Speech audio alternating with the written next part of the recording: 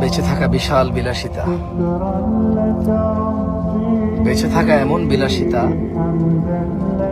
বেঁচে থাকা আল্লাহর এমন নিয়ামত যে মানুষ সুবহানাল্লাহ বললে আসমান আর জমিনের খালি জায়গাটা নেকিতে পরিপূর্ণ হয়। মানুষ আলহামদুলিল্লাহ বললে নেকির পাল্লা ভারী হয়ে যায়।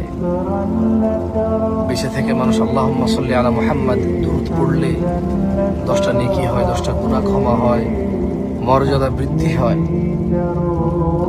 ওর প্রতি রহমত নাজিল হয় 10 বার।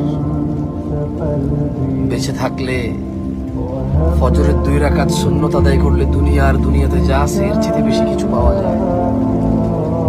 বেঁচে থাকলে ফজরে 2, জোহরে 6, মাগরিবে 2, ইশায় 2, মোট 12 রাকাত সুন্নতে মুআক্কাদা পড়লে আল্লাহ সুবহানাহু ওয়া তাআলা জান্নাতে ঘর তৈরি করবে। যে ব্যক্তি প্রতিদিন 12 রাকাত সুন্নত আদায় করবে তার জন্য আল্লাহ একটা করে ঘর নির্মাণ করবে। সুবহানাল্লাহ।